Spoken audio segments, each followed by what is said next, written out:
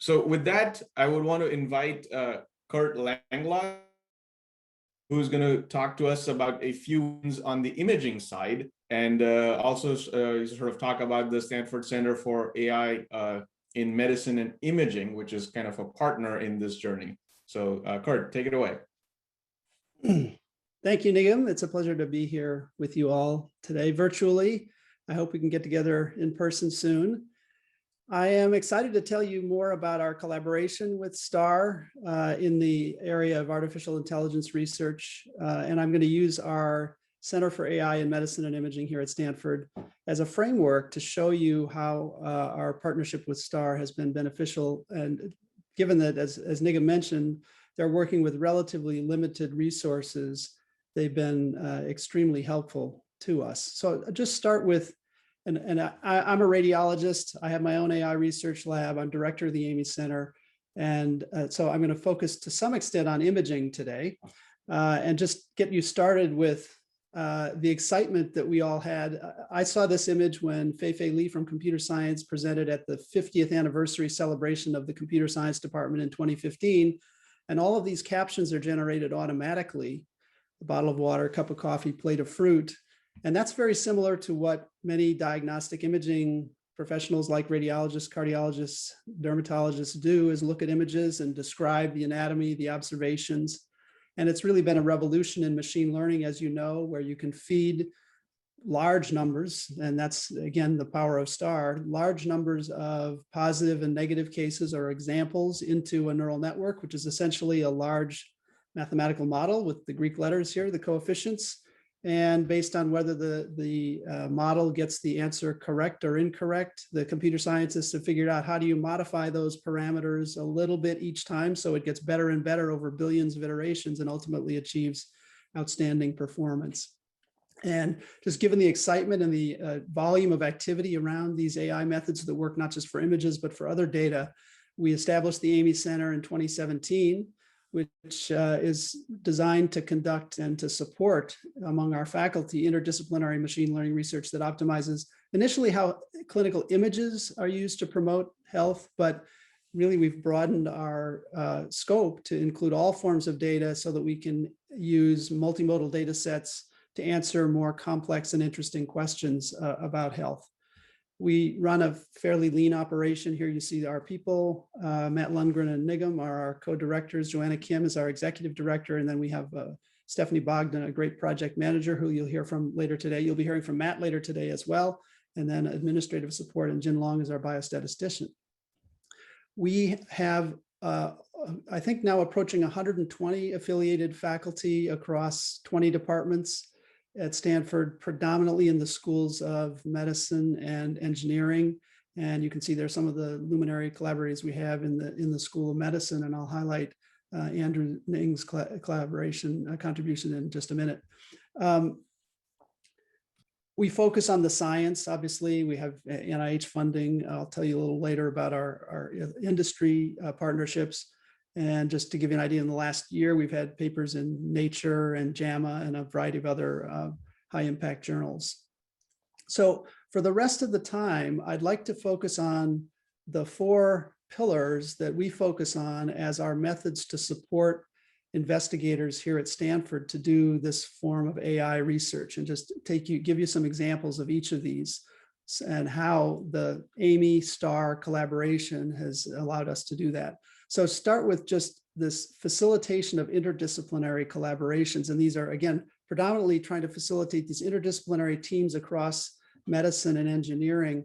And the highlight here is something that we call our boot camp. So we attract students, often engineering students who are interested in health, and they get course credit. And then our often faculty or other investigators in the School of Medicine who have interesting clinical problems and great data sets that often come from Starr, pitch to the students at the first day of class, and they break up into teams and solve these problems. So that's really been an engine for some of our productivity. And the student here who you see, Pranav, is actually leaving us to take a job at Harvard soon, but we intend to continue to have this sort of boot camp moving forward.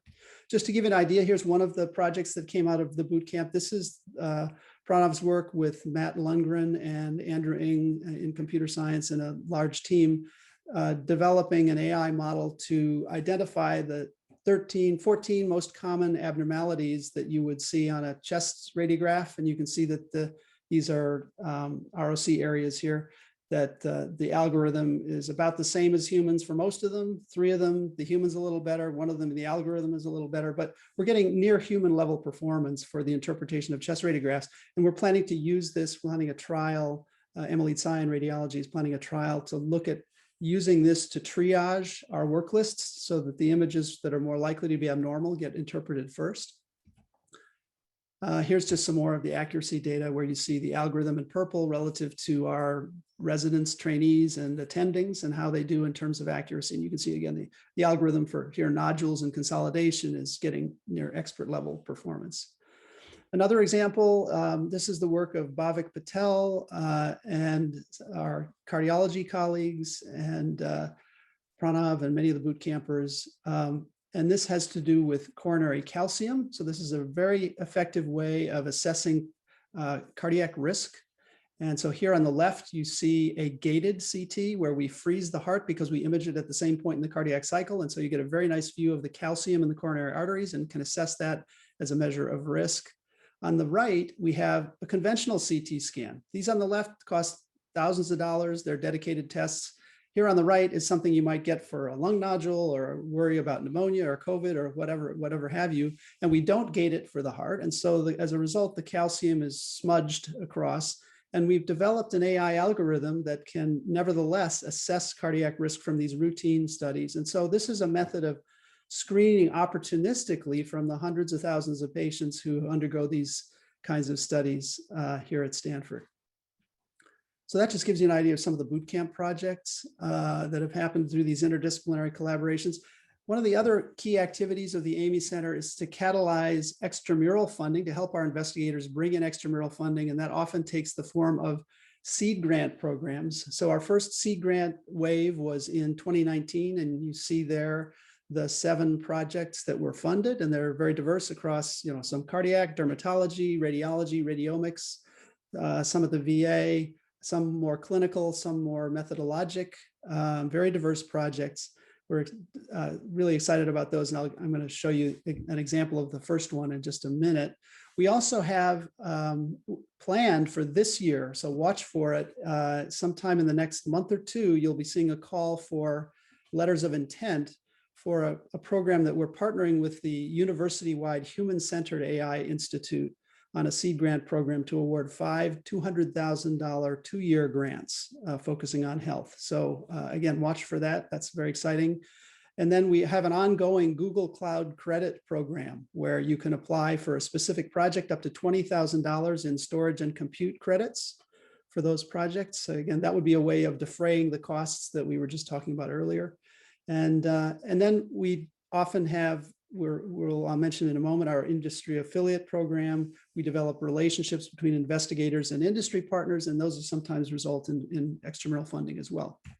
Just an example of one of these seed grant projects is this is the work of David Oyang with Ewan Ashley and James Zoe and a large team. But this was published in Nature itself, and you can see also in one of the Nature subjournals as well, some of the derivative work. But essentially this analyzed not static images, but video, and to assess ejection fraction, which, as you know, is a key parameter that we use for a wide variety of coronary decisions, and achieved very high accuracy, 0.96 area under the ROC curve. So, and then showed you could predict these other characteristics: gender, weight, age, and height, which we don't normally do for echocardiograms, but there you have it. So really a nice innovative AI method on some fascinating large data set from Stanford. A little more about our affiliate program. So we have currently, this has grown from over the last 18 months. 18 months ago, or at least 2 years ago, I don't think we had any affiliates, and we've grown now to 15 industry affiliates, a wide variety of projects. As I said, this is a kind of two-way communication with industry and often can result in funded projects that support faculty and research labs here. All right, next pillar is building infrastructure. So this is going to be the the most complicated slide, but I did want to highlight it because it's a key area where we work together closely with Starr. So you think about it, we've got many clinical systems, our EHR, we have our radiology packs, we've got now pathology images, a whole wide variety of systems that we collect data from the emergency department, from cardiology, from telemetry, and so forth. So we have all of those systems collecting data, and then we are de-identifying and migrating that data. And Starr has developed, as Priya mentioned, fantastic and efficient image de-identification methods, text de-identification methods, so that we can bring the data into Starr. And then for the imaging research world, we've developed a number of other tools that work well, and in collaboration with Starr, that work well for our radiology world. So for example, we have the Empower tool that's a Google-like search of our radiology reports, in addition to the Starr tools for cohort selection. So we can find these large sets of images and associated data. We can then manage them. We're standing up a flywheel instance that will allow data set search. We have licensed to the MD.AI tool that allows for annotation of images, the labeling, so that we can do the machine learning and identify the positive and negative and the pixels that matter on the image. And then we have the machine learning ready data set. And we have one of our industry partners is Lambda, which is an NVIDIA competitor that provides hardware. Also, you can do compute on Google Cloud and on Nero. The other thing to keep in mind is that, of course, we can build many AI algorithms that we may want to use clinically, but there are a number of vendors out there. Here I've highlighted the logos of some of the Stanford imaging AI spinoffs from the Stanford research labs that have now are doing quite well. And so we'll have those kinds of algorithms and we'll containerize them in some standard way. And then the hospital is thinking right now about what is the best way to deploy these algorithms so that they can accept data from a variety of our systems and then inject the results of the AI, run the AI on the images and other data, and then inject the results back into clinical workflow. If everything you want to do is in Epic and the data that you need for your algorithm comes from Epic and the result, it goes back into an Epic workflow, Epic provides a pretty nice platform for that, but we're going to need other platforms to combine all of the other forms of data across some kind of an interoperability or a bus, information bus with APIs and all of these nice standards-based exchange that will allow the data to come from these systems to the AI algorithms and then the results to go back into the clinical systems. And we all know about the problems of generalizability and that these algorithms can change. In the imaging world, that has to do with the fact that we get new devices, our patients' populations may change, and so there's some drift in the accuracy. So we'll want a platform to monitor the algorithms for accuracy. And that will then provide some feedback either to the vendors or the research labs to fine tune those and make sure the algorithms continue to perform at a level that's appropriate for our patients. So this creates two virtuous cycles. So we have one, which is kind of the research cycle where we have the clinical enterprise creating data. The data then gets migrated to our research systems. It's used by research labs to create new technologies, innovative approaches that then can be deployed back for our patients and disseminated through industry as well. And then we have another loop, which is this feedback loop which is really about clinical care, where we're deploying these algorithms. They have a certain performance. We can look at and observe how they're affecting patients and patient outcomes, and then use that to feedback and optimize those algorithms. So that's a kind of performance improvement task as well. So that's some of the infrastructure that we partner with Starr on, including de-identification and cohort selection. Lastly, just education and engagement with the community. And one of the